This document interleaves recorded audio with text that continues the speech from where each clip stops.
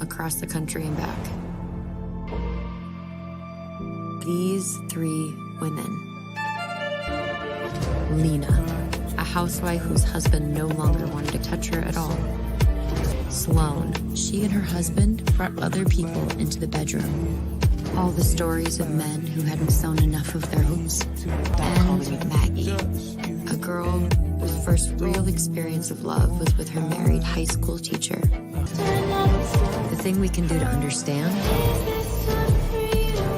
is to listen. Upsetting me and my homegirl, because we feel like, well, damn, if you can't go to bed no chase, what the hell could you go?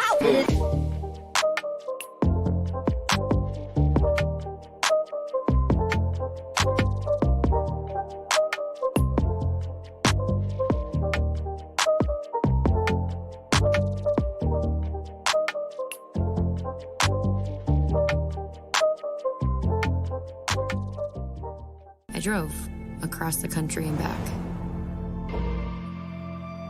These three women. Lena, a housewife whose husband no longer wanted to touch her at all. Sloane, she and her husband brought other people into the bedroom. All the stories of men who hadn't sewn enough of their hopes. And Maggie, a girl whose first real experience of love was with her married high school teacher. The thing we can do to understand is to listen. Hey, you guys. Lord, we are back another Sunday to talk three women. Well, y'all, episode 6. And if I can be honest with you, I hated this episode. We got a couple pieces of information, but I felt like I didn't need 20 minutes of all of them screwing. I didn't need to see the dynamic of, two consensual freak factories and then a predator and his prey. I didn't like it, y'all. But anyway, let's talk about it. I'm not here alone. I'm going to bring our ladies up individually today. Dom won't be here tonight. He had a family emergency, so keep him in your prayers. But yeah, let's bring the ladies up one at a time, see how their day was, and we are going to dive right in. Now, y'all haven't seen this young lady over here in a little while, but I'm so glad to see her back tonight. EJ, the TV junkie, how are you doing this Sunday? How are you doing?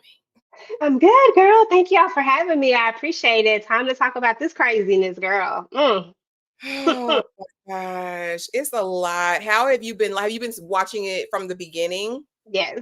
Okay. It's been interesting, to say the least. They done stressed me out, girl. All of them. Baby, listen, every single one of them has stressed Mhm. me out. Kay, welcome back over at Slice of Horror. How are you doing this Sunday? Wonderful, soulful Sunday. If y'all aren't over there on Kay's lives on Sunday, what are you doing? Go get inspired for the week. Oh, I'm doing all right. Finally sat down for the first time today. Oh Lord, at And 8:30. I don't even know what to talk about with this. Yes, at almost 8:30, finally sitting down and to talk about a flick. Basically, this is a flick, a whole flick. Finally, we have Tyra over at Struggle Reviews TV. Was the struggle spectacular today, Tyra? Absolutely. Hey, y'all. How's everybody doing? Hey. I'm disgusted. I don't want to talk about none of this. I don't. Like I said, y'all, between this and disclaimer, I don't want to talk about these shows this week. I'm utterly perplexed and disgusted, but we're going to dive right in it because that's what we do. And I think what I want to do before we get started, I want to see how well not only these panelists know these characters, but how well you guys tuning in know these characters. So let's get right into it, and let's start with a little game, and it's called Who Would Do It? Okay, so basically the premise of this game is you're going to be given a scenario and you have to guess which one of these ladies would do it, right? Who does it pertain to? And it's not risque, y'all. I was on my best behavior because we got enough risque in the show today. So let's just start here. Everyone's going to get the chance to answer each of these because Listen, I did love them in this mustard color, though. I thought they looked very good. Um, Question number 1. Okay. Who would be most likely to hide their true emotions behind humor or sarcasm, deflecting serious conversations about their feelings? EJ, I'm going to start with you. Would it be Sloan, Maggie, or Lena? Oh, well, let's see. So I want to say Lena sometimes, but sometimes I feel like Maggie doesn't really want to talk about everything. I feel like she's always kind of like hiding things from like her family and stuff like that. So I'm gonna go with Maggie on this one. Okay. Even though she's not humorous at all, but I do feel like she has like a certain sarcasm to her. So I'll go with her. She does with the detective, if not with anybody else. That's kind of the only relationship I've seen her be kind of, you know, Open. yeah, Mhm. open, a little bit fun, maybe. Okay, so you say Maggie, Kay, Sloan, Maggie, or Lena. Who would hide their emotions behind humor or sarcasm? When you say humor, I would think Lena because I haven't exactly seen Lena be sarcastic. I've seen her be is weird. So you behind humor, I'm gonna say Lena, but if we add in sarcasm, then maybe Maggie. I want to say Lena though, but I've never seen her be sarcastic. Final answer is Maggie. Then you're going with Maggie, I'll go with Lena. girl. Ira, last but not least, who would be most likely, again, who would be most likely to hide their true emotions behind humor, sarcasm, deflecting serious conversations about their feelings? I'm gonna say Maggie. Okay, we got 2 for Maggie, 1 for Lena. What say y'all in the chat? Okay, Pretty Girl says Sloan. Shannon D says Lena. Hey y'all, welcome, welcome, welcome. Tremaine says Lena. Critical says Sloan with Lena a close second. Um, Serena says Maggie hides her feelings. Okay, okay, okay. Okay, y'all. Let's see who the answer was. It was Lena. It was Lena. It was Lena. So we'll come back to the game because we'll have them spaced throughout here a little bit. But let's get right into y'all people. Okay, I'm calling them y'all's people tonight. Again, y'all know it wouldn't be an Ashley Live unless I got your overall thoughts. So overall thoughts on episode 6, climax. Lord, was it a climax? I don't know. I'm not gonna do that. The synopsis of this episode. This was written by Laura Eason. Shame on you. Directed by So Young Kim. Shame on you. Lena Sloan and Maggie each connect with their heart's desires, unaware of the fallout that awaits. Tyra, I'm gonna begin with you. What were your overall thoughts on Climax, episode 6? I don't want to watch this no more. Like the show I thought we were getting about these women and their journeys. This is not that. This was just sex. I mean, when this was presented to us, I think a lot of us felt like this was about sexual liberation, especially for like Lena and even Sloane having the freedom to have sex with whom, however many times she chooses to, just being liberated as a woman. This was borderline grotesque because why do we stay there for so long? Why do we stay there for so long? And if we were going to be there that long, there was no need for us to mingle the minors storyline, Maggie, with the other two, consenting women. I felt like that was a gross choice. I really didn't like it.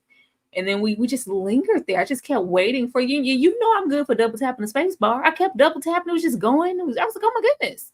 Why are we still here? This in that miscarriage scene from the past episode, it just has me questioning who is this for? Because this couldn't possibly be for me.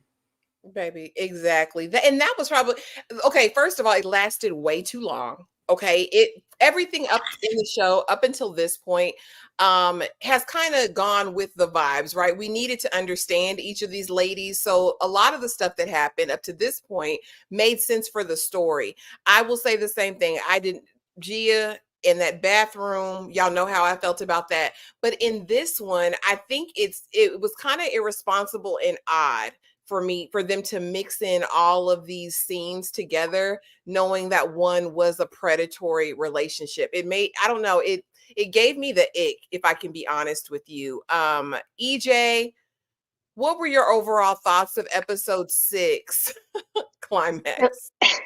It was a lot. I ain't even gonna lie to you. So I watched the episode twice. So there was a point when I was only listening because I was working, and I was like, "What the heck?" That's when I really noticed it. That it was just a lot. I was like, there was like a big chunk of time where all I heard was moaning, and I was like, "What the heck?" I said, "This entire episode is just this." And so I was like, okay. But overall thoughts of the episode, it was okay. But at the end of the day, they could have done without all the extraness. It was just a lot to take in. And I do agree with Tyra on the part of mixing the consensual, like these adults who are doing consensual things with a child, in my mind, making this choice, this decision that she really can't make, and we'll get into that later. But yeah, that's how I felt. Okay, all right. And Dane, shout out to Dane for the 2 super chats. Salute Tyra, Ashley K, and EJ. Hashtag Black Power. Dane, Thank you, Dan. we're not gonna play with you tonight. He said, just watch episodes 1 and 2. The show is you just now watching it, Dane.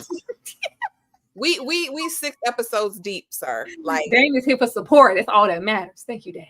You oh gotta my watch God. no more. It's okay. A says, between this and disclaimer, I need a break from all the Nanny, all the ping. I need a break. I do too. It's been a lot. Kay, overall thoughts of episode 6, climb. Did anyone really climax? Was this climactic? As I was setting up the link and making my thumbnail, I tried to think of something that was more mature and intellectual sounding, and the only caption I thought about was "Pound Town." That's all I got. Look at my round. Is that what it says, Kate? Is that what your thumbnail says? The thumbnail says you can have her, but the caption that says 3 women, episode 3 women, season 1, episode 6, Pound Town. Because I don't know what else to say. And y'all know I'm good for watching things 2 times because the ADHD watch it the first time and then I got to come back and watch it like for real. EJ, how did you watch this 2 times? Girl, the first time it was just because I had to watch it. The second time was because I wanted to make sure I was prepared. So I listened to it to make sure I heard all the things. And that was the problem, listening to it that second time. I barely made it through the first time because I said this is a flick, is what it is. I mean, if y'all just wanted to make flicks, y'all could have just said that, okay? Y'all wanted to make a sophisticated flick. Just tell us, say what it is, because that's what this was. I'm just outdone. Like I said, if it makes sense to a story, and I get this is about sexual liberation, it's all of that stuff. But even if we dive deep into each of these scenes, they were all problematic in their own ways, y'all. But we will get to it. It's a problematic show. It just please is what it's. I got one more time to open the condom with his teeth, and I'm cutting it off. Oh, baby, he ain't seen a condom wrapper. He don't want to open with his teeth. He's gonna do it every. I'm so sick of him. I'm sick of him. Only thing look good in this episode was him and DeWanda with that yellow, because Black people look good with golden sunflower yellow on. That was the only good thing about this episode. He got on my everlasting nerve. They look good though. They did look good in that gold, that saffron. It was beautiful. As the episode opens up, we see Maggie, right? And she come in there big smiles because she feel like I'm doing something. I'm gonna show him. And she talks to Buddy over here. And what do I expect? What should I expect? Oh, you'll be fine. Maggie, you'll be fine. There was no preparation. There's no witness prep. Like, this might get intense, Maggie. There was none of that. Kay, I'm gonna start with you. Did this man set her up for the okie doke? Why didn't he kind of prepare her more about what she was gonna walk into? Did he know what she was gonna walk into? Did anybody know? Y'all walked in there like y'all didn't know what was gonna happen at all. Like y'all didn't think that she was gonna be interrogated in that manner. Did y'all not think that her integrity was gonna be questioned? If y'all know from that smart, if you know the level of respect that predator gets in that town, did nobody know that? Was this a surprise to you all? Because everybody was just like, oh, I didn't know this was gonna happen. It don't look like any of them was prepared because they all looked like they was going in there with high hopes, like everything was gonna work out in their favor. But y'all, everybody, this whole picture is full of naivety. He wasn't naive. That old Tyra, why did he set her up for the okie doke is what I want to know. Why y'all was putting all the stock like the brother came in and he was listening to it. That was dumb. That was dumb. You don't rock with a black man. I never saw it as that. Nobody prepped her from the moment she came in there and said her story. It should have been be prepared to go through X, Y, and Z. It's not going to just be you in there telling your side and everybody confiding in you as a victim. People are going to question you, especially with this upstanding teacher of the year. Like, and then the narrative, there is, no evidence. She deleted, most of the text messages. It's your word against his. And then the way that he positioned her just in the scenario, I was so mad that we stayed in that scene for so long. She's the one, preying on him, and she's this young temptress, just, oh my God. Like, he painted this way. He was anticipating something like this happening. And she wasn't, of course, because she was just being naive and being the child that she was. And she's still there. She's still very much so a child. She hasn't grown. And as soon as she got in there, she reverted right back to that. She was not prepared, and nobody prepared her for it. Like, it ain't no way in hell she was going to tell me as my parents, you can stay here. I don't need anybody to be here. Oh, no, I'm coming. I'm going to be there. Everybody needs to be there. She wasn't prepared. She just thought, I don't even know what she thought. I can't say she thought she was getting justice. Nothing about her has said justice, period. She's just wanting to do something because you did something to me and you're not acknowledging me. She wasn't prepared, and that brother didn't prepare her either. He sure didn't. I said the psychologist is the only one that gave her kind of like, hold on to this moment, make it your North Star, because it's probably going to get way worse from here. EJ, why didn't this man prepare her for what she was about to go in there and face? First and foremost, I don't know why they didn't prepare her. Everybody knows, especially when it's something like this. And like Tyra said, with it being a teacher that is upstanding the way that he is, there is no way that you don't get her ready for this, because everything about her character is going to come in question at this point. And I haven't been with you ladies for the entirety of this, but just my little 2 cents on this. I always got the sense of Maggie as someone who she wants to see this man again. She wants his attention. She's not doing this for any of the quote unquote right reasons so that he doesn't prey on another person. She's doing this because he's not giving her the actual attention that she wants.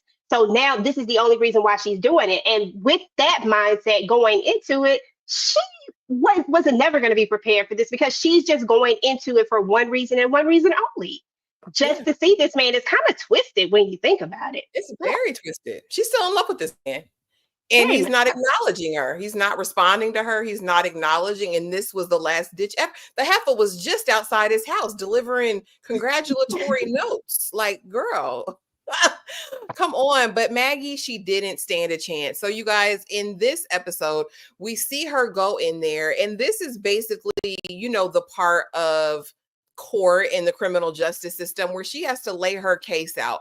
They have to establish probable cause to see if this is something that can actually even go to trial.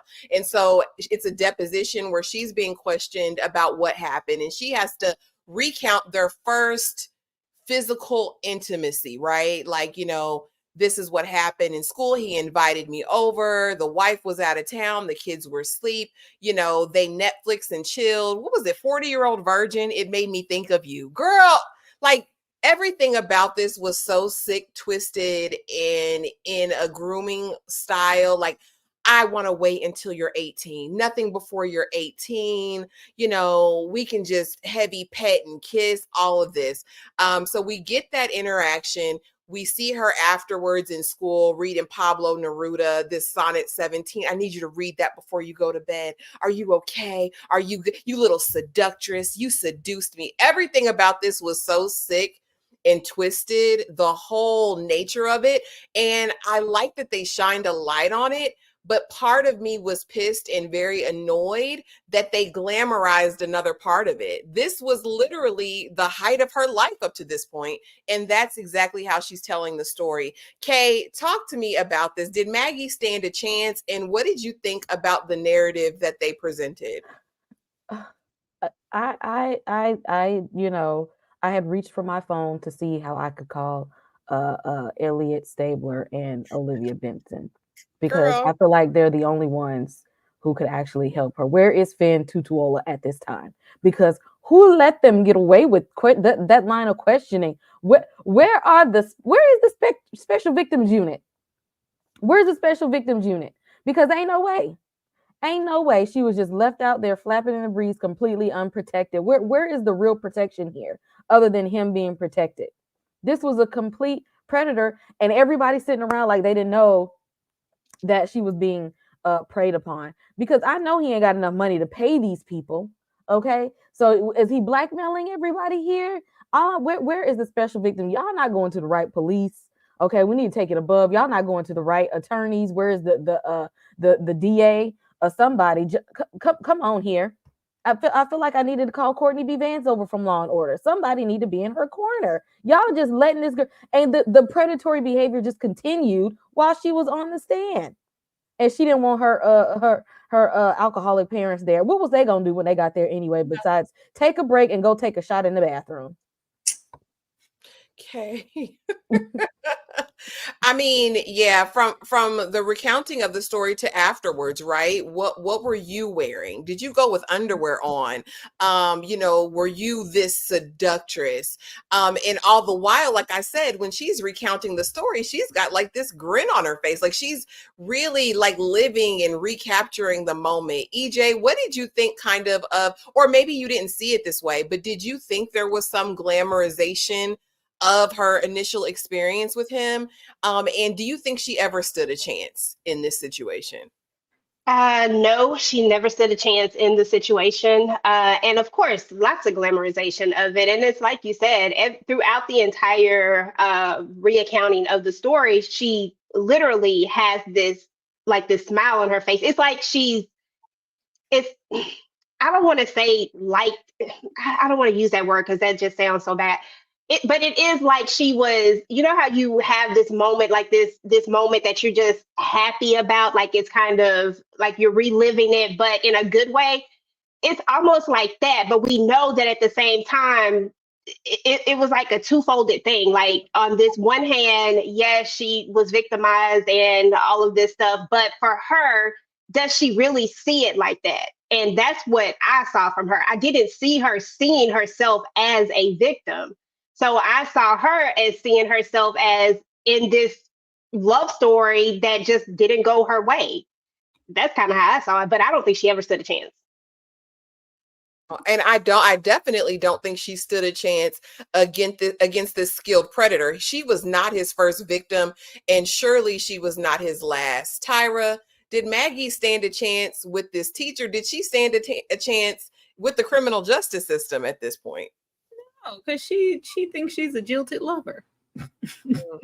She was never gonna, like, from the moment that we went back, it's like prime to like, well, it wasn't like she was a virgin. It wasn't like she didn't sleep with an older man already in Hawaii. It's not like she's not innocent. I didn't mind this look because we get so many stories, and this is, you know, whatever year we're supposed to be in. This is pre Me Too movements and all the strides that have been made to really consider when people are victims and listen. this is what it was. Like it was really hard and still is to prove actual factual when it's your word against someone else's. And she already has that length of time that she's waited to come forward.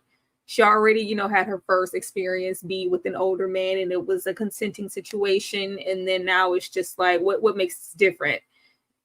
Even her recanting of the story, like I said, she's not projecting as like, and unfortunately, she would have had to be in there sobbing, basically melting out of her chair to get some sympathy from anybody to go, well, maybe. No, she's like, well, we went to his house and then he told me to come in, and he said, it's just very like recounting. She doesn't see herself as the victim, so nobody else is. And she just thought her word was going to be good enough, and it was just I guess they were just going to throw the book at him. It's like, no, so wait, I want to know what I was doing? Like, they just should have prepped her, and she shouldn't have been in there. I was like, why is the cousin, brother, like, why? Why? She needed counsel. I was like, where's your lawyer? Where's anybody? Like, this just didn't make any sense. And I understood what they were trying to do to show that predatory situations look different for everybody, but the fact that we lingered there so long, it was almost more so serving to somebody who's a predator. Like, ooh, look, like who's I didn't want to see that. I was like, who is this for? I don't care. Ugh. You sandwich this in, like I said, with grown folk. I mean, we'll get to it because that was my major with the episode, because why are you making this like it's so sexy and like, just I don't know, I didn't like it sandwiched in there at all. And of course we always knew it was going to come down to this. What were you wearing? What did you do? Why did you go over to his house this late at night? We knew exactly where this was going, but she was so tour and everything. You want to tour? My kids are asleep.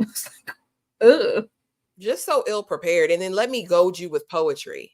Yeah, because you see how Pablo wrote that. That's what I feel about you. And was the if you would have just unbuttoned my if you would have like, he wants her to take more initiative so he can say, well, it wasn't me, it was her all the while. Even if you are, downstairs doing your business, you're still being sexual towards a minor. This isn't any more, lesser damage than you actually have an intercourse with her. Like, this is sick. Yeah. And something is odd about it. The school district would have to have sidelined him off the accusation alone. And the fact that she knew what his home looked like, it should be done. But here's the thing. He's their primetime golden boy. And somebody said it a couple of videos ago in the comment section. They were talking about how in these small towns, in these organizations, school systems, administrations, they'll do a lot to cover these predatory teachers. They'll actually use their lawyers against, people coming with accusations, especially like this, years out, no evidence, no tangible evidence of what happened. It's sick and twisted, but a lot of people will do a lot to cover their administration, their school system, whatever. So there's definitely something nefarious in my mind about how it's being handled. And also we kind of got it emphasized in the earlier episodes, even with how the initial police officers took her statement. There was no compassion. There was no, there was none of that. And maybe Tyra's right in that if she doesn't view herself as a victim, who else is going to view her as a victim? Although they should. She's a child at the end of the day. She was a child. Next though, let's go to Raggedy Lena, honey. Lena then got some power, baby. She feels, what am I gonna do? She's in the mirror as the episode opens up. Oh my gosh, can I do this? Oh my God. Lena is clearly unhinged, and shame on this man and we'll get to it. We're gonna get to it later on in the words he utters to her. But Lena is not a stable person. There's no reason anybody should be having the smex with her. Now, she's not a Maggie because she is of age and she gave her consent. My question is Lena in her right mind? So she gets the chutzpah. She dropped them kids off at her mama house. She lets her husband know, all right, the 17 days then came and went. He didn't touch me. I want a divorce. I want separation. Okay. She comes out in her red number, and he actually stopped and paused. I said, I wonder if she feels like a wet piece of goat now, or whatever he said, wet sheep or whatever, wet wool. A wet piece of wool now. He was looking at her like he wanted some then. She said, I'm done. I've already seen a lawyer. There's nothing you can say to me. I'm done with you, Billy. And she goes over to meet her man, and he eat her up and down, sideways, backwards. She has a meltdown though on the bed where she's crying. Are you okay? Are you okay? Are you okay? And then he utters those terrible words. I love you, Lena. I love you. Me. And then he's like, I love that puss. I love you. I love that puss. I love you. I love that puss. And I'm like, girl, it's just a coot nanny. But lies, delusions, and separation. EJ, I'm gonna start with you. Talk to me about Lena Lloyd. Every time I see Lena, I laugh. I swear she is hilarious to me on every level of hilarious. But yeah, she is absolutely delusional. She absolutely does not get it. I don't understand when we were talking about like 17 days, I said like 17 days, like that's it. Like that's what we basing the rest of our entire marriage off of. I'm looking for all of the rest of the things because I know this is not what we basing all of this off of. In 17 days, we're gonna leave our husband that we have these children with that we said.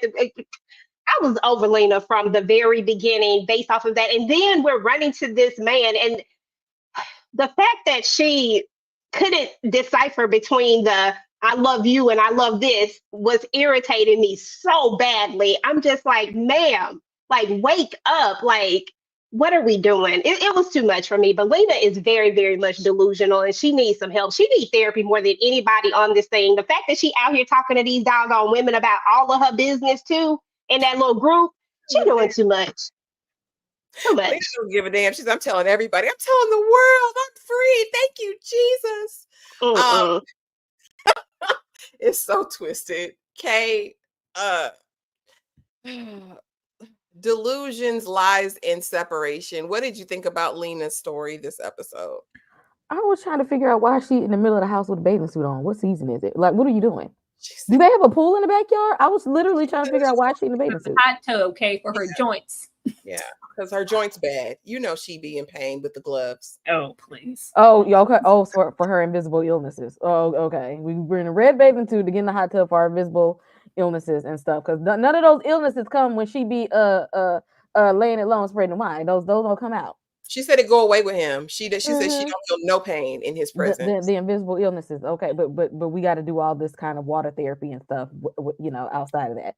And you trying to now this although your husband don't really like you like that, but he do pay all the bills. You ain't got to work, okay? Y'all got these kids. This man ain't even met none of your kids. This man don't know what you do for a living, which is absolutely nothing.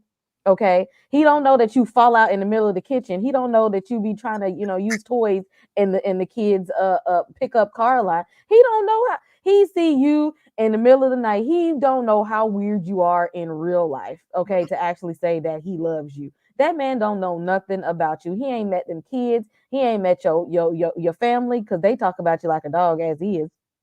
All they judgments. He don't know nothing about what's going on. Okay, he loves to smash and dash.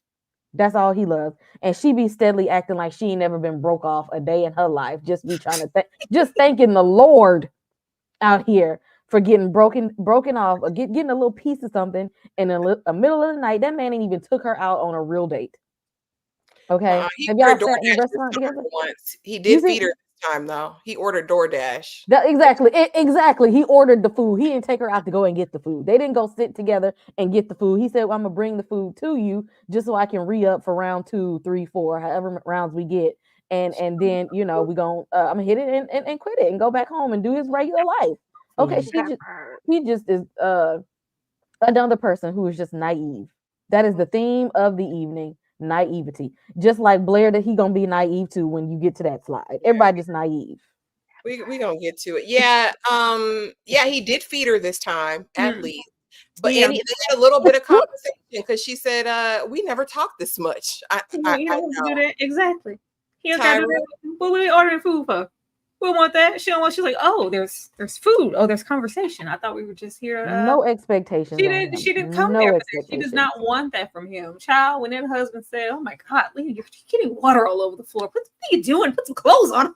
He be so sick of her sometimes. Like, I mean, you attractive or whatever. Oh my God, it's like I'm leaving. Where's kids? Don't you? Girl, who gonna get them kids? I know you don't think I'm gonna get them kids. You got one job, girl. Do everything else. She's like, no, it's I'm separation. Yeah, for real this time. like, oh, this child, this poor.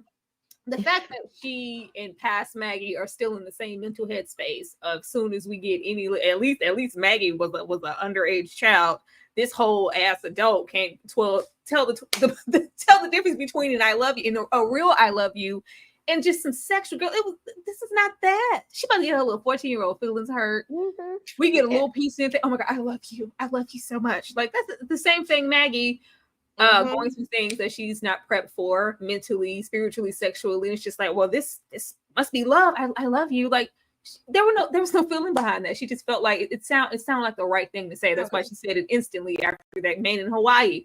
This one here, maybe she don't get her feelings hurt. This man has no intentions of taking her beyond this room. Them in there flying on flights of fancy of what they would do. And I would just build a house on the island and make a love to like, oh, girl, you poor thing. She needs some counseling. She needs some drugs.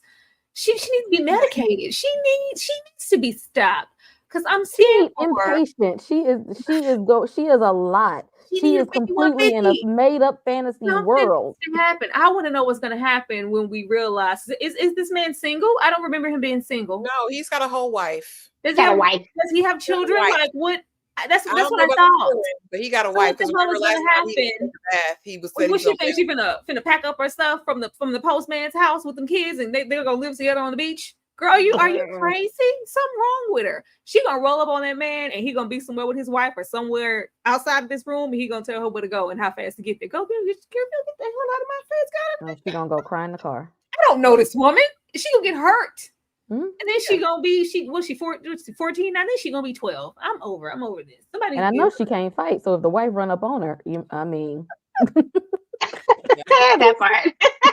It is a goner. Like the fact we followed it, we love the stereotypical F boy. Like there's no love here, baby. This is just sex. And if she's thinking that this is anything more than that, or she could potentially leave her husband, and she's talking about she's leaving and separating to go where, baby? You don't have no income, you don't have no job. Where are your kids gonna be with you leaving, Lena? Huh? She ain't thought about all that. She don't give a damn, y'all. She don't know. She don't care. She don't know, and she don't care. Lord have mercy.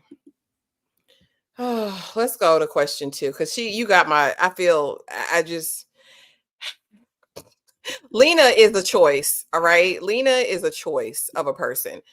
But here's question number 2. Talk to me about it. Who would be most likely to mask their true feelings with confidence and control while privately dealing with vulnerability and doubt?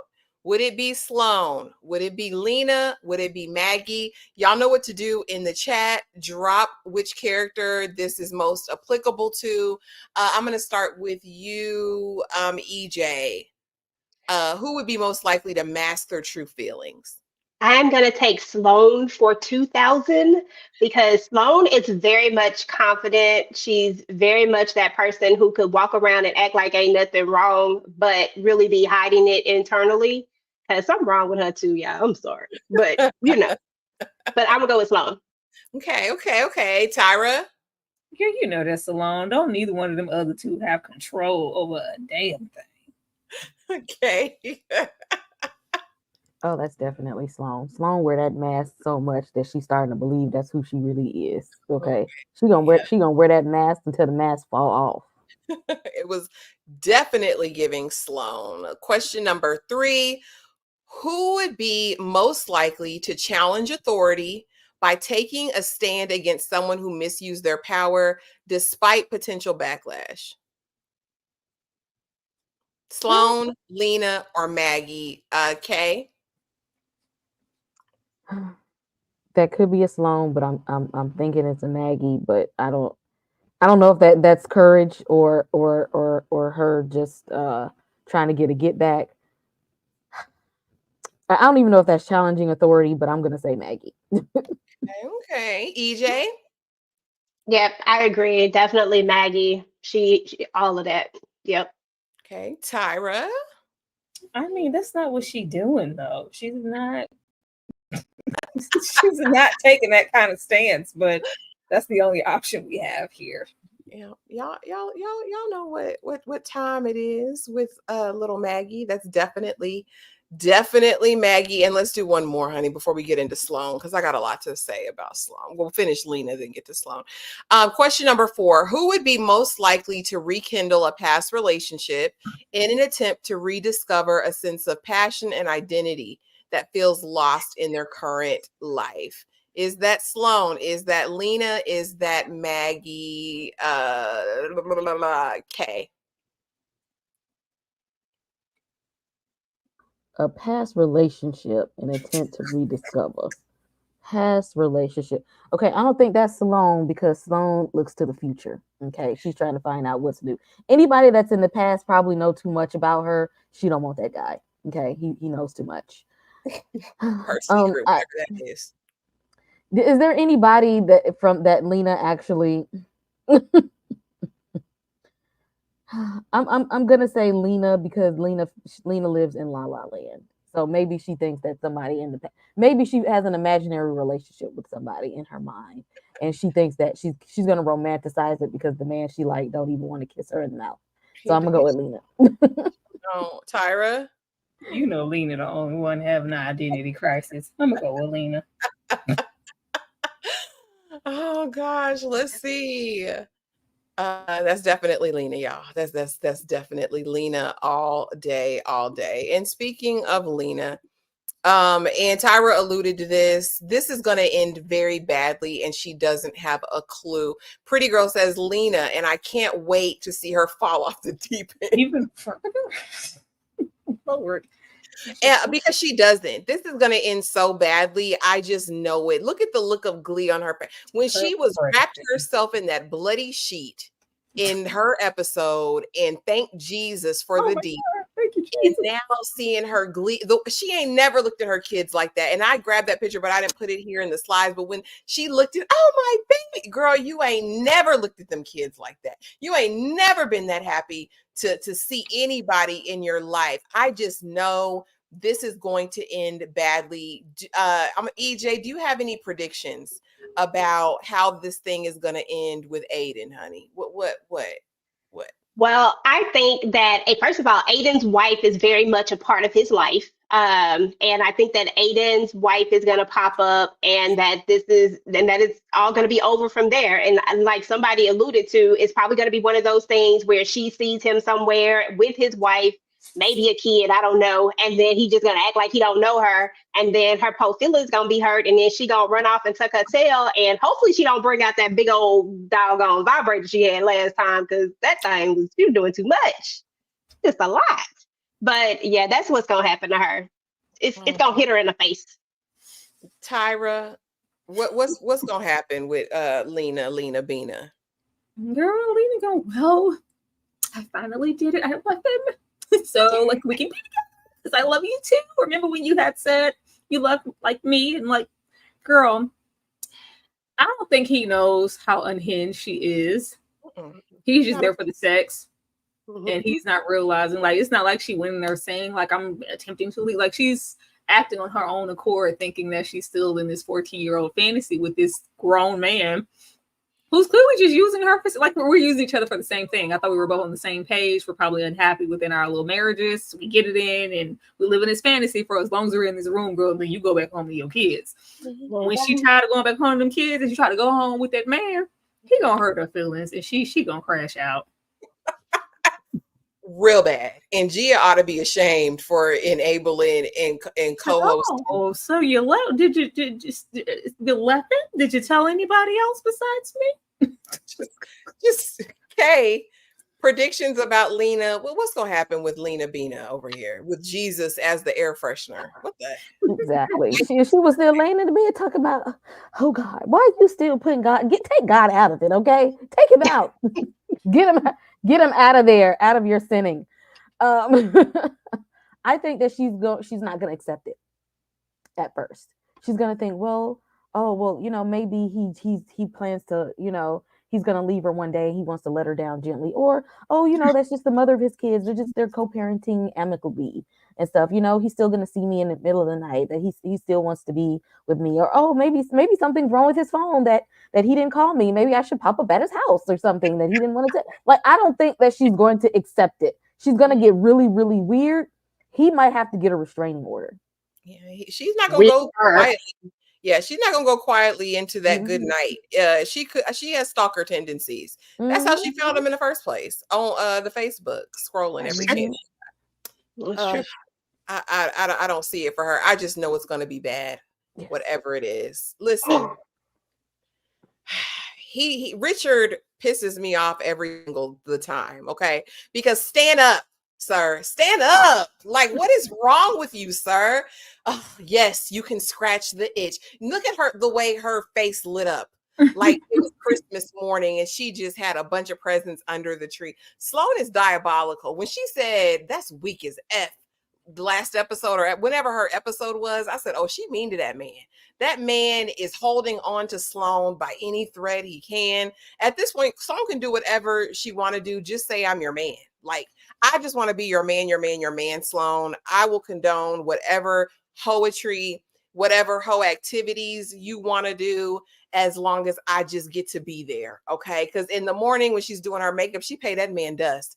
No, I'll meet you there. I Oh my gosh, Richard, what is it that you want? No, fine, I'll meet you there. And then he was like, okay, all right, you can have them. You can have Indigenous Bay. You can have that peen as long as I'm there. Will that make you happy? Yes, it'll make me so happy. Thank you, thank you, thank you. Tyra, talk to me about this simp because that's all I can call him. And I feel like Blair Underwood, you going out bad. You going out bad in this role, and I don't like it. I just feel like this is gonna end violently. Like, where could this possibly go? I was waiting so hard to get here and hear Dom because he's been riding like I need this is Blair. I need Blair to stand up and be a man. And you're a black man. Like, no, no. Because I know I think it was either Dom or Kay. Y'all kept saying, oh, he said no, and she gonna do it anyway. So he's gonna get caught with Indigenous man. It's gonna be a fight, a shootout in the street, and he's gonna turn into Carlos from the Tyler Perry movies. No, he's consented this whole situation. So girl, you can go over there and do it, it's fine. Gone. This is him not just trying to hold on to her because he loves her. He's like, okay, she's slipping back into those old habits with her bulimia. Things are, shaky there. He's also trying to keep that stable. So it's like, let me just give her something that she wants to make sure she's happy. I don't want her to get so down that we revert back into those unhealthy things. But it's like, this is unhealthy too. And you're emasculating yourself. How do you assist in emasculating yourself? Like, they've been doing this for a long time. So he knows what his limitations are and hers as well. And he knows that there is interest in this man beyond her just itching this little scratch and she's just going to move on. No. But just to make her happy, he's doing this and he's suffering. I just want to know how much longer he's going to suffer. And I want to know, when she going to get slapped. Because not you dropping that lady off at the airport. You dropped the lady off at the airport? Like, I think she's coasting, just assuming, oh, we've been here before. Oh, it's fine. They always find out. Are you going to tell her? Like, I don't think that lady's going to be as easygoing as she's anticipating. I think she's going to turn up and Stallone going to have some hair on the ground. Keep on playing. Oh yeah. And Indigenous Bay kind of alluded to it, like what she don't know, won't hurt her. Because Sloan does approach him, and it's kind of like, is she gonna be cool with it? I don't want to cause any smoke. No one Sloan don't give a damn. She just want that. She just want that Indigenous D. Let's be honest, girl. Like, just tell the man we ain't got to sugarcoat it. We ain't got to make it cute. I'm just glad we didn't see the girlfriend in the room with him because I thought that's how she was going to weasel her way in. But Kay, she thinks that's her man. She thinks that's her man in there. And when she's talking about marriage and she's very serious. And the fact that Stallone has been in her left ear, like, well, yeah, girl, if he and she's been plotting this whole time. She gonna slap the dog mess out of her. Just watch. Oh my goodness, it's just Kay, yes, you can scratch that itch, Sloan. Yes, you can scratch it. What did you think of Richard in this episode? And well, I have my other questions later, but what did you think of Sloan's little story? Because we'll get to the rest of it. Sloan want Jacob in the worst way. Okay, that wouldn't itch. Okay, Sloan is gonna go over there and she want Jacob to be flipping her upside down. They want to be on the boat in the water, in the pool, outside, in the house with a mouse, okay, with a side of green eggs and ham. That wasn't a one-time thing. She want Jacob bad. But what you gonna do when Jacob, when because sometimes once you go black, you never go back, and he don't want to go back to the person that he should be marrying at this point. But that's not ever gonna like. How do you feel that you done broke up this man, this supposed marriage that could take place? That's not gonna happen anymore. You done shattered. You done broke a home at this point. So even though your home is already broken, Blair, stand up. Okay, you are in a broken home right now. Your daughter was sitting at the table, had to watch Jacob leave. All right, that next morning, like, who is this man? Okay, who is this? And the husband, like, he act like he cool. Like, why do you want to watch your wife go be happy with another man? And Baby, you right there and be happy with another man in a way that you probably can't even make her happy. Okay. Why you want to see that talking about where you could go ahead? You can have them. Okay. No, the only thing a real man gonna say you can have is a puppy. Okay. If it ain't a puppy, then you can't have it. Okay. If you want to have it, then I can't be here. I'm sorry. I can't be around for this. You obviously you want something else, and there's plenty of other hoes out here. That's for me. Okay. This ain't the one, Blair. Okay. She don't like you. She don't like you. Needed to be married. She never needed to be married. She don't like you. She don't want you. That's why she keep playing in your face every chance you get, because she knows she can't do this with another man. Okay. She knows she can't get married to nobody else. Ain't nobody else gonna allow her to do this foolishness. If you decide to be with Jacob ain't gonna let you sleep with nobody else. Okay. That's gonna be the thing. Nobody else is gonna sit back and allow you to do this, but Blair. That's why you with him, because she like to wear the mask on the outside and say, "Look at my handsome, tall husband. I know he fine and stuff." But deep down inside, he gonna let you have your way, even though it's killing him on the inside. Okay, I'm pretty sure at this point he probably got some mental health issues. He probably going in the bathroom throwing up or scratching himself or sitting in the corner with a crack pipe like Pookie from New Jack City. He is coping in some kind of way that we ain't see. Ain't no way that he's going to sleep at night and just fine with what she's doing. Okay, he's doing something that's some kind of a negative coping skill that is harming himself to deal with what she's going through, and she don't even know it. I mean, this is harm in and of itself. What does that do to this man psychologically every single time? Exactly. That is torture. And with Indigenous Bay, it ain't just that, because baby, she said, if it was up to me, you'd never go home. That's what she said.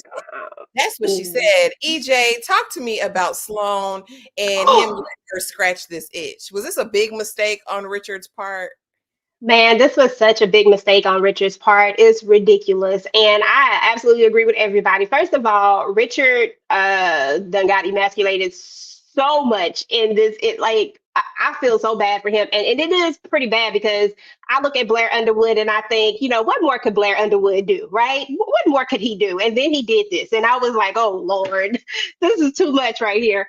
But at the end of the day, Sloan wants more from this man than just to scratch an itch. And Richard sees it. And that's what's so heartbreaking. That's what's so, just make you want to strangle him, because you know that he sees it. Every time he winces, every time he goes and grabs that drink. And Kay, I think it's the drink. I think he about to be a full-blown alcoholic. But he grabbed that drink every single time. And he does this wince. He's like, and then he walk away every time. I'm like, dang, bro, how many times are you going to do that? And then she just sits there and she smiles and she sees it and she looks at him. And it's like, girl, how do you do this? How do you look this man in the eye and say that you love him, but then you know that you're breaking his heart? It's one thing for you to just have these little one-offs with these little things. I mean, do what you do. Well, that's y'all bedroom. But at the end of the day, it's the way that you're looking at him. It's the way that you keep glaring at him when he's walking up. He's looking at you. Look at him. It's the way that you talk to him. This is more than that. And then when your man told you that he could stay there, like, I'm not going to let you spend the night after we did. No, take and lay up under him. And laid up under him that whole night and gazed into his eyes. While he had to go to bed alone with nothing but a bottle of Jack Daniels. Fine, but what? That part, the breakfast part, I said, no way, no way. And you're right. No other man would let her do this. Not even that man. He wouldn't let her do that. And the way she treated, what's her name? I want her to just. I want her to just. That's what it's gonna take for something, unfortunately, something violent to happen for him to be like, okay, this is too much. I can't do this anymore. And I think she's going to have to lose him to realize, because she, this is all Indigenous Bay and this is attraction, but this isn't your husband. You don't know anything about this man. And it says a whole lot with him and his little relationship that he's so comfortable. Well, she don't know won't hurt her. Like, but this is who you're choosing. She's slopping, he's slop too, and slop's flocking. Yeah. And the thing about it, and what I sincerely believe, what A just said, is that Sloan was going to do it anyway. We saw her on the yacht, on the boat, whatever. It wasn't the yacht, on the boat. We see what Sloan was up to. She was going to inch her way onto that peen any chance she got, like the first chance she got. But yeah, she's enamored of him for whatever reason, and I think he must have laid it down really good, because like y'all said, stayed the night. You ain't even sleep with your husband. You stayed down there in the basement with this man, looking at him all longingly. I don't even want you to leave. If it was up to me, baby, you would never leave. She gazing out the window. The baby's here, watching Indigenous Bay do the walk of shame. Sloan, what about your child? I don't know what's going on in this season of TV with trash A parents, but I'm sick of it. Is this real life? Is this what's going on in the community? EJ, what about your kid? What?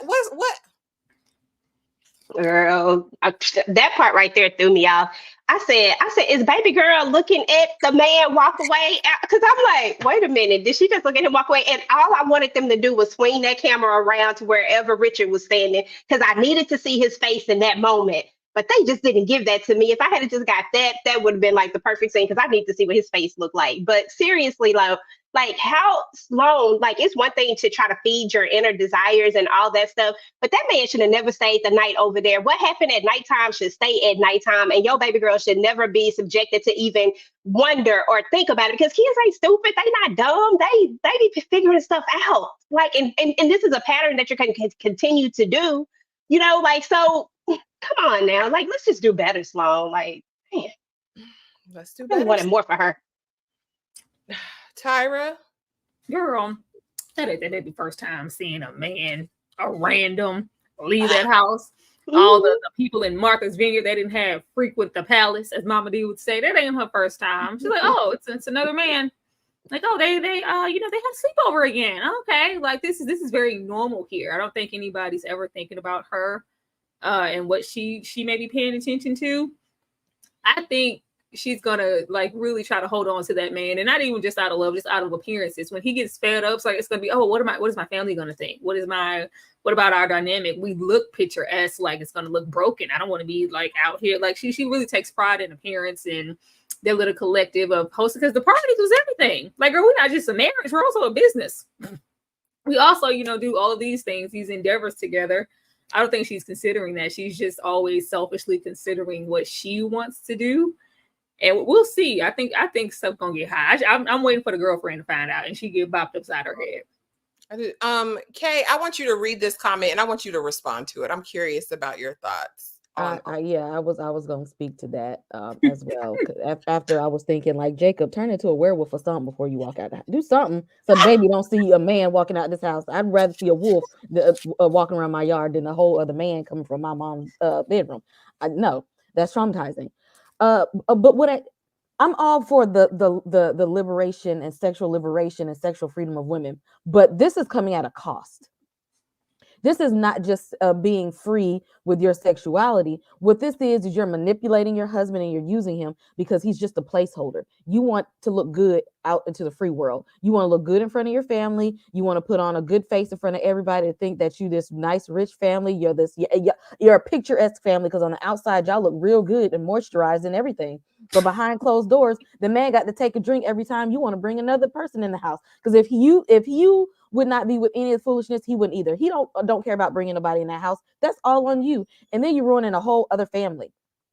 You're ruining a whole other family because you know that Jacob got somebody, and you know the girl, and you over there whispering in her ear about what she need to do with her household, and you're ruining it. So it's coming. I'm all for the freedom and to do you, girl, but it's coming at a cost, and you're stepping on other people just to get your way. That's called being selfish. And then she's using it as a coping skill to deal with her childhood trauma. all of this is nothing but a negative coping skill. Go get some therapy and then see once you healed how much all of this makes sense in the end. Then we can talk about it. Well, That part. all of it, ditto, right? And a couple questions that came in the chat. Why don't they deal with black men? They do. If you remember the couple that they swing with, that's a black couple. But remember Richard's in Martha's Vineyard. Yeah, and remember Richard's rules, right? The man can't be better than him in any way. So there's that. I think it's probably that's the lower hanging fruit. And they're in Martha's Vineyard. How many blacks they supposed to find on this island? Who down with this anyway? Like, yeah, baby, it'd be different if they was in the city somewhere. They in Martha's Vineyard, baby. And Tony wants to know, has the daughter been there when they have all these folks? So I don't Where think is she gonna go? I don't think they give a damn. But shout out to the 60-some people who are here tonight. We thank y'all for being here to talk Three Women. Thank you. But let me also let you guys know what we have going on, and we will be right back.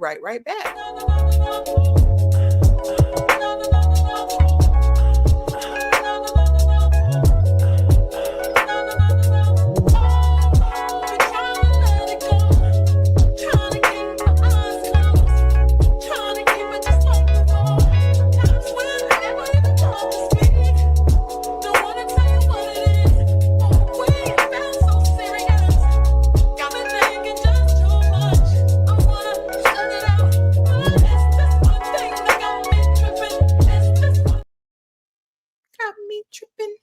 But yeah, guys, that's what we have going on the week. The times dates are subject to change, as y'all know, but Tyra updates it very regularly and keeps us on deck with what's happening. But thank you guys so much for being here tonight. Yeah. And this is what I guess what the episode culminated to be, right? This was their climb. Is this your king? This was their king. The climax, right? Because we got 20, it felt like 20 minutes. I don't know if it was 20 minutes of Smex, but that's what it felt like. We got to see Sloan go to the jungle with that man. We got to see Richard bite the condom open as usual and then bring him a whiskey sour in the bed afterwards. We got to see Lena and Aiden, he crunch and munched, you know what I mean, and told her that he loved her. We got to see Sloan get the big O over and over again. I said he didn't even like he was putting in work, as a matter of fact. So I don't even get. Please say it again. I didn't seem like he was putting in work. It seemed like lazy side sex. It wasn't even no stroke. I was like, where's the these shows in these sex scenes in these anatomically incorrect positions? So babe, what is going on? That man ain't hitting no nothing. It wasn't even no arching, no backs. It wasn't no stroke.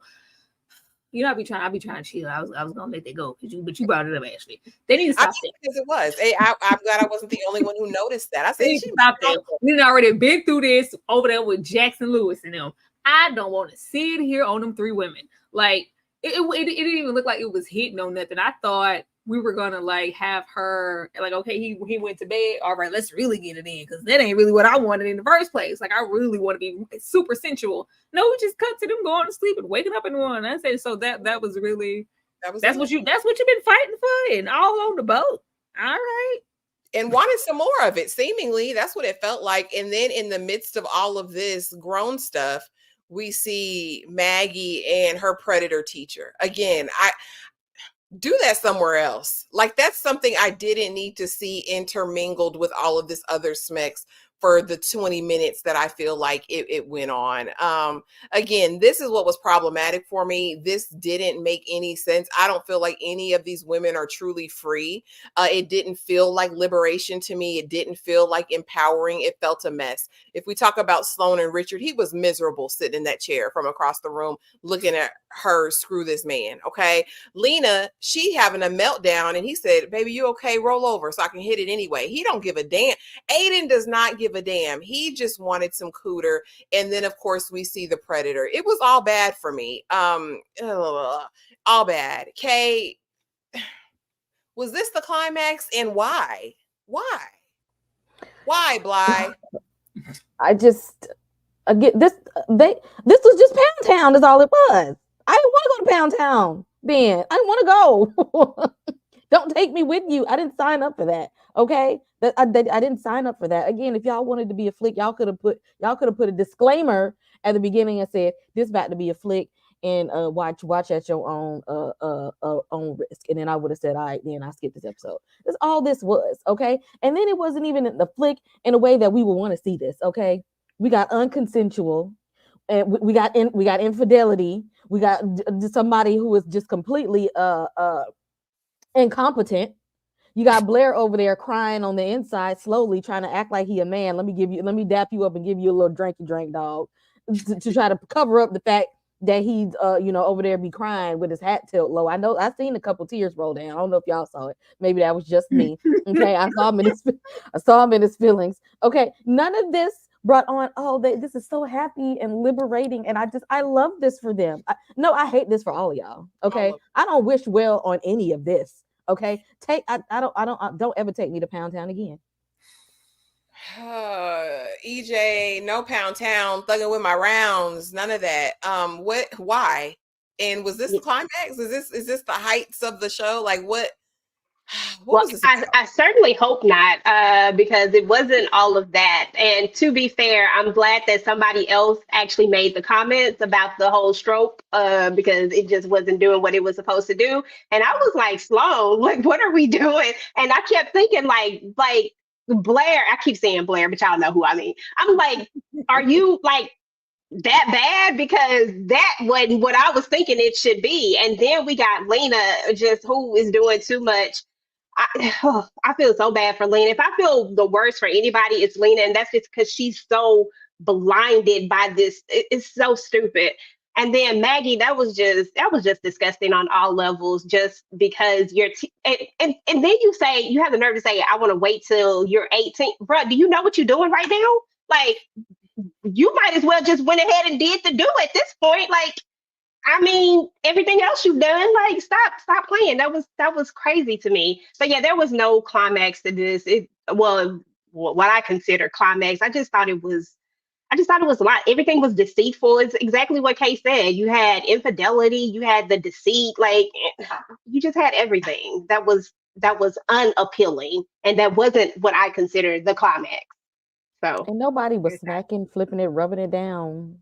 Oh no! Oh no! At all. It wasn't giving any of that.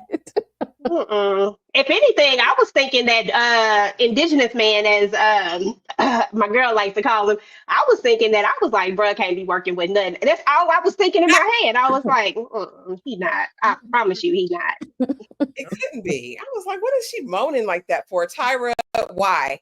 I don't know. I think I was being racially profiled in that moment, because I was like, oh, indigenous, they finna take us to the jungle. We finna go to the woods. He finna turn into a beast. It's finna be Tarzan and Jane up in there. He finna throw her up against us. I guess maybe because it's like it's Blair, we can like just give me light side booty, light side stroke. Don't put too much passion in it. He already mad. He already don't want you in here. I'm like, what was the reason? If we're in here and we're in it, is there a limitation on what you guys can and can't do? Because this is not what I thought you were over here begging and smiling like a Chester cat for. This? All right. That teacher, like, I really feel done without that. And it would have made the scene shorter. We really didn't need to see Maggie in that state. Maggie is a child. Why? Who wrote that in the script? And who shot it in a way that was like that? That should have looked like the devil after that child. Y'all was trying to make it like sensual and tantalizing and whatnot. We didn't even know. It should have looked like the devil hopped on top of that child. Positioning him like he's also a teen, and they're on a date, and we're exploring together, and he's painting himself in that light to give off this essence of him being innocent. I love you, and just to make it seem like this is okay, and it's not. That's all fine. We could have had them go in there and just insinuate it and not show it. They felt the need to show it for that long. Like, why? Gross. He could have just brought her out to the car and said, well, the same thing he sent her in that text message. Like, well, I only, went downstairs, and if you would have unzipped my pants, it would have just been, oh my Lord. He could have just said that. We didn't need to see her in that state. That was gross. Bad on, who is this? Laura, go to hell. Yeah, I put her name up there because Laura Easton and So Young Kim. I'm disappointed. Yeah, really, so young, you could go with her. No, it's terrible, terrible decision. I took it as climax, like not so much the like orgasmic climax, but they just feel like, oh, it's only going to go up from here. Oh, this is Salone just feeling like, if it was up to me, you would never leave. Lena's just think, oh, this is my man, my man, my man. He said he loved me. I can pack up them kids and just go. And it's just like, no, this was the climax. This was as good as it was going to get for any of you. Like, it's only downhill from here. I think the episodes moving forward is just going to be bad. If this was the height, I'm disappointed for every single person on here. If this was the height, if this was your dream, your expectation, I'm utterly and completely disappointed. And T, absolutely, he's indigenous. He is First Nations people. I looked him up. I Googled him because my senses are never wrong. Who said ambiguous? Where did he give ambiguous? I told y'all that's Jacob. Yeah, he's definitely indigenous. I looked him up to verify. He from the nations, man. Yep. None of this is love. No. And I'm literally disgusted if y'all didn't know that before. And that seemed like the undercurrent. They kept throwing that around this episode. I love you. I love you. This is love. This is what love is. Even Sloane, she doesn't vocalize it, but the way she is sitting up there in the afterglow, looking at this man as he sleeps, like, this was just the best night of my life. The way I wanted her to open one eye later with that man, where's the crazy Blair Wood? Where is that going to pop out? Y'all know Blair Underwood be crazy. I wanted him standing over there menacing, like, oh, I thought you said you was coming upstairs. No, she's just all in the doorway. Like, I'm like, girl, you know you're married, right? You know your husband, your daughter's up there, right? She don't give a damn.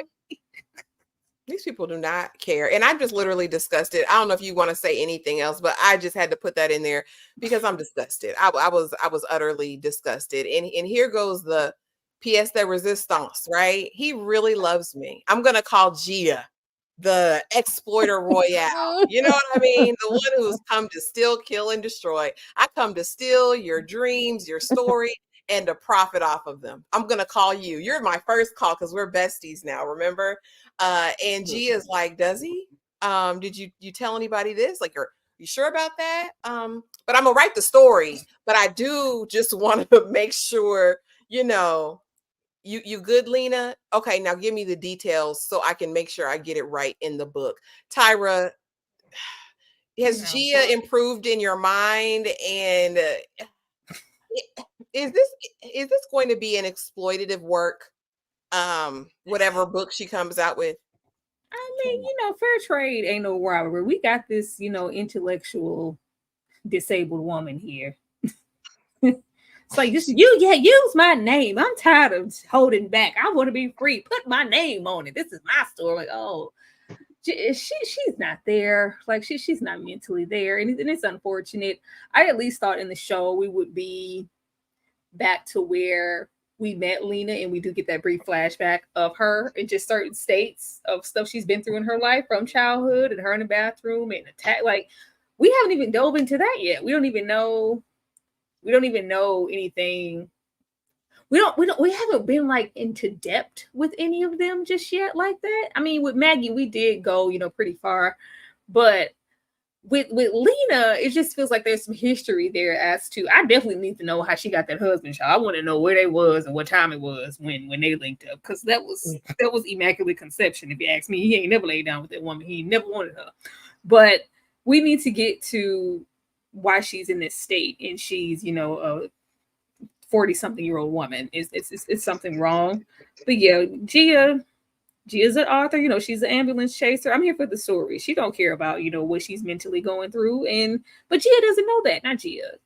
She doesn't know that. Lena doesn't know that. Lena's just happy. Like, she's 14 again. I get to talk to my girl. Oh my God, he said he loved me. Like, girl, you stupid. Gia about to get sued. She's by any means necessary. I'm a act like I care a little bit just to get your story. I'm still curious about how she's gonna get Sloane's. EJ, talk to me about Gia. I don't know what your thoughts have been about Gia up to this point. Talk to me about what you think about Gia and what do you think is gonna come of this? Yeah, Gia is trash in my opinion. I don't like Gia, like, especially from the when we got her little story right then. If I honestly, when we first started out with Gia, I was like, okay, so we gonna use these people's hurt to tell this kind of story, right? And then I was like, but then I was kind of thinking about, but it could be a sexually liberating story, and maybe people need to hear this, and yada yada yada, right? That's why I first went when we first got the first, first little part. But then as we get into it, I'm like, oh, all these people is messed up. So why are we continuing with this? But then when we got her story, I said, oh, because she messed up too. I see it now because she fits right along in with all of these other women as well. And she needs her very own chapter because she is just as, oh my God, she probably works, honestly, because she probably worse than the rest of them because she actually is taking the time to write a book that is supposed to help other women when she is internally hurt, damaged, all types of stuff herself.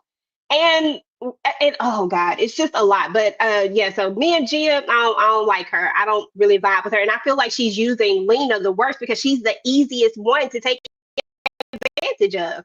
And for I don't know how her and Maggie are gonna kind of do their whole thing just yet, or how it's all gonna come about. But in my mind, I see Maggie as just wanting to have her story out there and give her side of it because of what eventually will happen.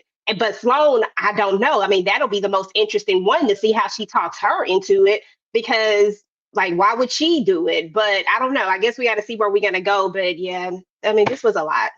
EJ, I think Salon gonna be down and out. I think she got to be just like my husband gone. Everybody, I think her life's gonna have to be in shambles for her to go like, well, how did you end up like this? She's just gonna start venting and talking, and maybe they'll bond that way. Salon in her current uppity, like I got it all together, confident state. She's not telling that woman nothing. She got to be broken down to the bear for her to talk to her. And we got to remember that there's secrets still that we don't know about Sloan. Sloan is hiding something. They write it in every synopsis. They allude to it all the time that there's something under the surface. And so I'm waiting to see how that's going to boil over. And this might be her, like Tyra's kind of saying, like, this might be her chance to clear things up or vent or get some help if things get out of control for her. I don't know. They all need Jesus and therapy, in my opinion. They need both. Did everybody talk about this? Did I get to everybody for this? Oh, go ahead, Kay. I'm sorry. What was I about to say about this? Oh my goodness. Gia is an equivalent of the devil writes shitty ass books. Okay. That ain't nothing but Satan over there taking advantage of these people because she can't write a good story to save her life. She gonna find the lowest of the low and manipulate their stories. Like, oh, okay, well, I can't actually write anything that's captivating. Maybe I'll take these people who are actually struggling in life and flip them into a story. Because ain't no way she saw that Lena over here, who is clearly incompetent and clearly a little delayed, can actually give her some good source material that would be inspiring for someone. Okay, we feel sorry for Lena, and quite frankly, I don't even want to know anything more about her. Okay, with her fake illnesses, because you see right now where she's all happy and talking on the phone without no gloves, but as soon as her husband come around, she put on those gloves looking like Rogue from X-Men, like something is wrong with her, just to get his attention, breaking stuff at the house just so that she could talk to him to tell him to fix something, because he really don't even want to have a conversation with her. This is not a good person to show off. Okay, this lady need help, impatient help, and Gia just be like, yeah, girl, and what else, so I can write that down. Did he do? And what you gonna do? What you gonna do next, girl? Let me tell me about it so I can put it in the book. That sounds real. People gonna love this story. No, we don't. Don't nobody love this at all. Gia, this was wrong of you. Okay, Gia, you going to hell for writing this and exploiting this lady who clearly needs intensive therapy. Oh Lord, let's get to these last couple questions and then baby the last slide with these people. Lord. Question number 5. Who would be most likely to make a spontaneous decision to change their environment in hopes of finding clarity or starting anew? Would this be Sloan? Would this be Lena? Would this be Maggie? Don't forget to drop it in the chat, you guys, and let us know who this would be. Tyra, who's most likely to make a spontaneous decision to change their environment? Girl, Lena, because she don't know no better. She don't know. She don't know. It's Lena. Just Lena. EJ? Definitely Lena. She the only one who would do some crazy foolishness like this. You think so? Okay, Mhm. Kay. Child, Lena is unhinged. Okay, she probably ain't had a clear thought. Probably in a very long time. I don't remember the last time she actually had a clear thought. If I'm being honest with you, I'm surprised that children are still alive the way she be neglecting them. So I'm gonna go ahead and say Lena. Okay. We got Maggie in the chat. We got Lena. I'd say all three. Sloan has the money. Okay. Let's see.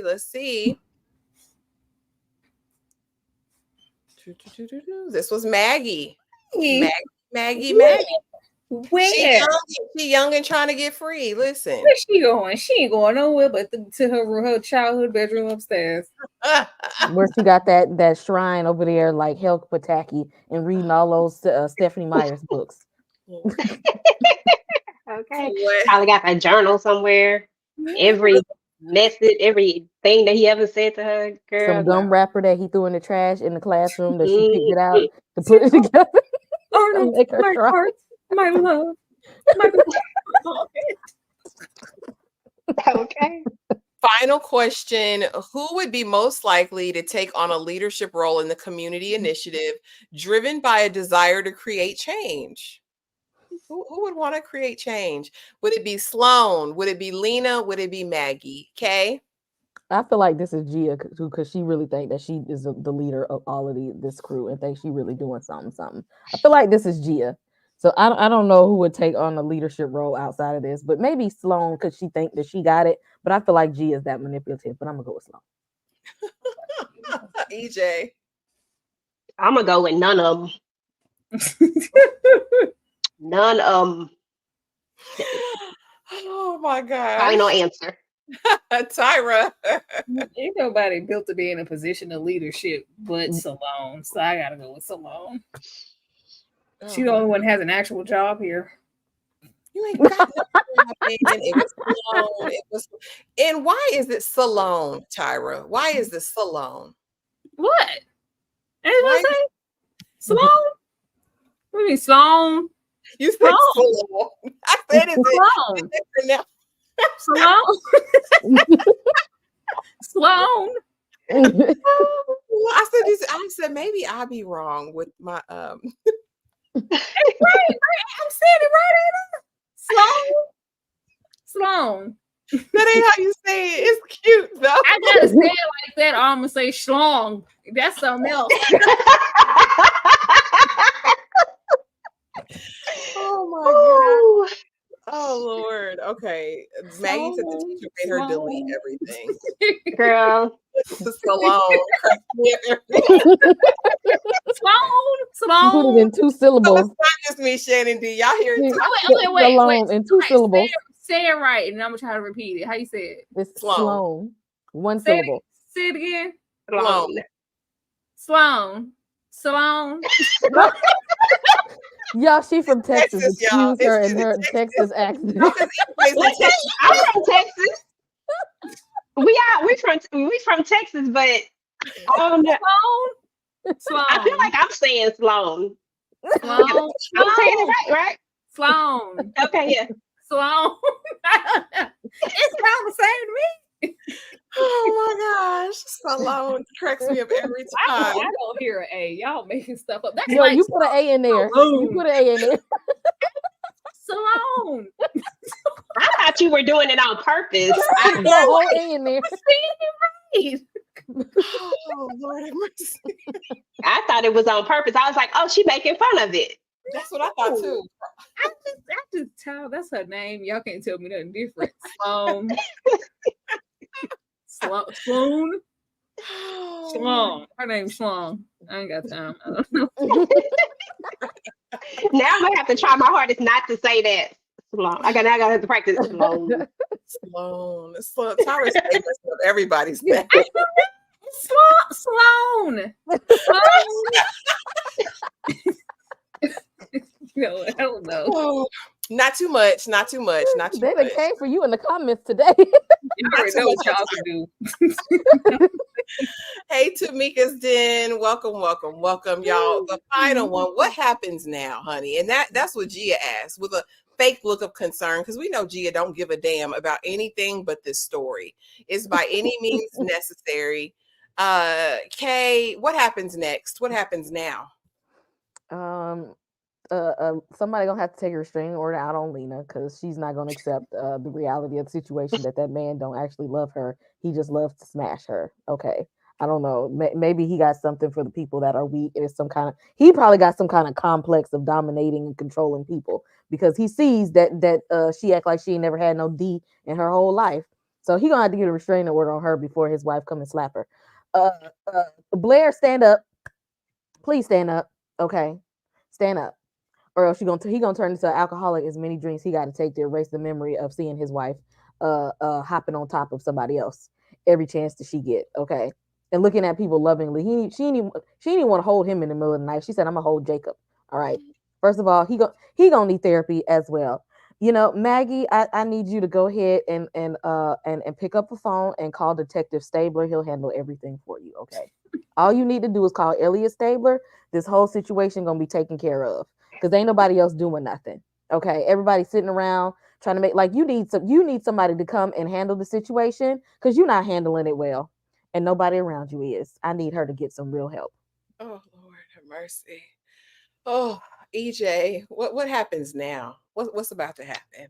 Oh, well, with Maggie, I mean, I feel like she needs to go ahead and uh learn. She needs to I don't know. She needs to be victim and not non-victim because right now she's given I'm not a victim and that I'm obsessed and I don't like that for her. I need her to get out of that mode so that she can get the help that she truly needs. Everybody needs therapy. Let's start there first. Everybody go to therapy. Everybody get therapy card. You get therapy, you get therapy, you get therapy first. And then of course with Gia, oh God, Gia, poor baby. She needs to let this go. I need her to really stop taking advantage of Lena, especially because Lena is about to go cuckoo for cuckoo buzz, like cuckoo for cocoa buzz for real. She is about to go in here and go ham on somebody if once she figures out that this man really don't want her because she's gonna lose everything. I mean, right now at least she do got this man to take care of her and she got to worry about these bills and all this type of stuff. And all she got to do is keep using that vibrator. It gets her to the same place. Is all I'm saying. That's all she need to do because what we doing right now is not it. And then of course there's whole Sloan. We have her who I tried to wait to say it because I was trying to say it right. It's Sloan. Ooh, y'all know y'all gonna stop and think about it every time you say it now. But I feel like with her, like I feel like she gonna lose her husband. I feel like he just gonna leave her, and at some point he's just gonna realize that he don't have to deal with this, and he just gonna leave her, and then it is what it is. And that oh boy is not what she think. But I also think that what's her name, Lila, whatever her little friend name. I just want her to go eat it one time. That's what I hope for that one. I just want her to come at her for real, like just really throw them hands on her and give her what she really needs. Because why you got to do that? Why you got to befriend me and then try to, you know what I'm saying, bring my man into your situation? Don't befriend me. Just bring that man into your situation without befriending me. We could have left that part out. Seriously. Sloan said, let me put a little money in your pocket, sis, while I take this D from you. I'm going to do that. But Sloan can't risk that face card. I don't know. She's not going to risk that. Tyra, what happens now? What happens next? To who? Sloan? All of them in the show. All of them. How she ain't gonna write that book. I want to know how we still end up carrying a baby carriage. I want to know why we still see her pregnant when she encountered Salone. So there was a baby. So they're like, did that, is it still that man's baby? Did that transpire that last time y'all were together? Like I want to know how that ends. But yeah, that's happening. She gonna write this book, child. She ain't trying to go down and get charges pressed on her because she done spent the people money and she didn't make good on that book. The writing was boring, as he stated. So she's gonna do that. I feel like Lena is gonna end up in a 5150. She just she ain't gonna be all right. They're gonna have to check her in somewhere when she realizes that he doesn't actually love her and it was just sex, and she can't run away and live in a castle in Disneyland with her. It's just not that. So when that's gonna be messy. Maggie, I'm just hoping she grows from this experience and she gets whatever closure she needs to move on, because we know she doesn't triumph in the end. So I'm just hoping that she grows from this and something positive happens for her. She hasn't had any growth. She's still very much so 16. She's been stifled since that experience, and she hasn't grown at all. So we'll see what happens with that. Sloane. I feel like she'll get bopped beside her head, face card or not. I feel like that lady gonna come for her. I really do, because the way she went about it was just really, really disrespectful. What I thought was maybe she was open to sleeping with, because she's out there in the world and sleeping with whomever and women, men, whatever. I don't think she's biased in that way, but I don't think she ever had intentions of sleeping with the girlfriend. So I thought she was going to try to make it a mutual thing, and they was going to all just be in the rooms together. But no, she always had plans to only be with Indigenous Bay. And yeah, from that lady's understanding, this is my friend. She's giving me advice. So when it's not that, what is it going to be then? And I think Carlos is going to leave her. Blair's going to leave her. Take the child too. She didn't need to be a mom or a wife. Sloane needed just to be out here doing whatever she wanted to do. Pretty Girl wants to know, did she adopt or steal a baby from a crackhead? Did she not wait 6 weeks and got knocked up again? Who baby is that? I can't see her getting pregnant the same time she is having a miscarriage. Like, that's beyond science, right? But it probably is that same stalker. It is probably his child, because they say they were kindred spirits. Y'all said that last week. I did. Yeah, crazy. that he and Gia are meant to be together, y'all. But that is it, y'all. That was the episode. That was episode 6, baby. A lot going on, okay? But thank y'all for writing us. We got up to 68 people here tonight for 3 women. I'm glad you guys are coming and finally watching. Oh my God. Show for 3 women. A record-breaking night. So we appreciate y'all for being here. But I want to give the ladies the floor to let you guys know what they have going on. EJ, let the people know what's going on at EJ the TV Junkie. Muted. Real muted. I am. First and foremost, thank you guys for having me. This was fun. This is a great conversation. But over on my channel, right now we're finishing up From, Found, and Zatima. So on From we do that on Mondays. We talk about that. Zatima, I do that with Tamika's Den on Thursdays, and then we're talking about Found on Fridays, Tamika and I. So we're doing that. And then, of course, I'm going to start dropping off-season, the family business content. And I have some other little stuff that's going up. So, just turn your notifications on and all that good stuff. And thank you guys again. I appreciate you. Thank you for being here. Kay, what's going over there at A Slice of Horror? What's going on? Y'all, I gotta go watch From episode 5 so I can give y'all my my theories video. I'm a little bit into it, so I gotta finish it. So I'll give y'all my theories. Y'all know disclaimers on Monday. From panel on Tuesdays. Wednesday is for the Penguin. Make sure if you are watching that, you come over to the channel for those uploads. I also plan to drop an upload for Strange Darling this week. Go run up my Alien Romulus review that is already on the channel. Make sure you are checking the shorts on my channel for different movie suggestions, recommendations, and things that I may not have did a big review for, but I'm still always giving y'all content about things that I've watched or things that maybe you should watch. It's some reviews in there for a lot of different stuff, new stuff, old stuff. Go check that out. Thursday is for a Grotesque Reel. Oh my gosh, how many more episodes do I got to suffer through? Fridays, we do Teacup. I actually like that one. Saturdays are members only Blockbuster night watch alongs. If you are not there, the links are in the chats. Y'all come and join the memberships. We have a lot of fun on our movie watch alongs on Blockbuster night. And thanks for hosting this, Ashley. You pulled a lot from nothing. That's impressive. That's magic right there. Thank you, thank you, thank you. Tyra, what's going over there at the struggle, ma'am? Hi. Yeah. Girl. Not too much, y'all. Y'all be on the lookout probably tomorrow for my From review of the most recent episode that should be dropping tomorrow, hopefully.